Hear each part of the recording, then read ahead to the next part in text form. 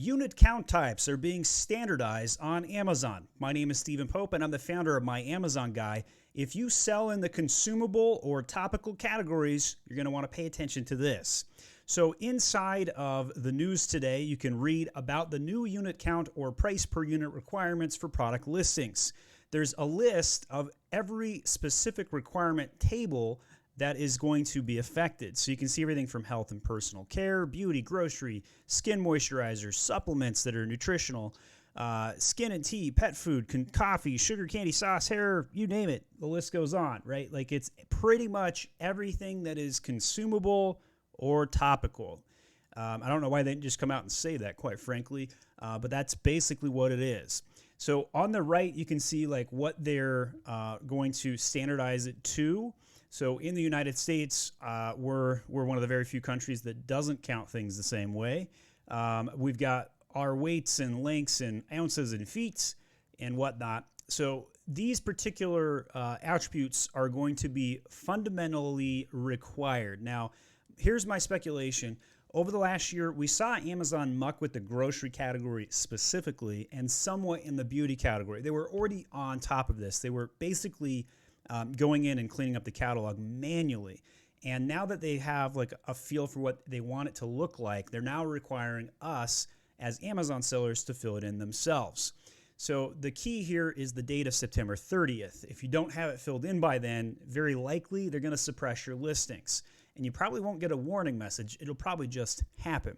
So make sure you fill this out before September 30th to avoid any challenges. If you want to see the full news and the headline on this, I'll have a link at the top of the description of this video. Any new listings or updates to existing listings without unit count information will no longer be accepted after September 30th. So basically, it's going to lock down your listings. They don't come out and say they're going to suppress your listings, but they're going to suppress your listings. It's my prediction. And they say they're implementing this requirement in order to deliver the best customer experience. It actually does make sense. This is a logical step for Amazon. They've been standardizing their catalog for years. They were the first company in the entire world to build a marketplace and have everybody sell the same item on the same listing. They were first to market. Very different than the eBay feel, where on eBay it was every man for themselves, auction style. So it didn't matter if things were standardized because consumers basically had a relationship directly with the seller.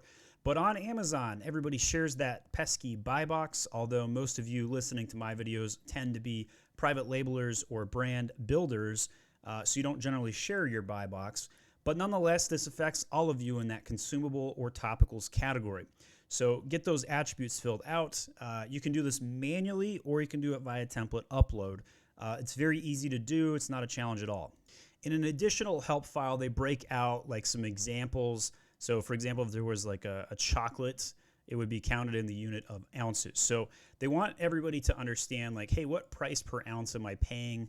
What does this look like? What am I getting? Some frequently asked questions down here. What's the price per unit, PPU? Have not seen that acronym used before, but basically they want to know like how many units comes in the package, what's my price per unit, what's my price per ounce, what's my price per foot, whatever it might be. Standardizing this measurement so everybody as a consumer can understand what they are getting. So that's it, guys. My name is Stephen Pope. I'm the founder of My Amazon Guy. For other news, hit that subscribe button. And don't forget to watch one of our playlists. We have a weekly Q&A every Friday at noon Eastern Standard Time. You can see 20 plus of those on this playlist right here. You won't regret watching some of those Q&As, some of the best work we do. Thanks so much.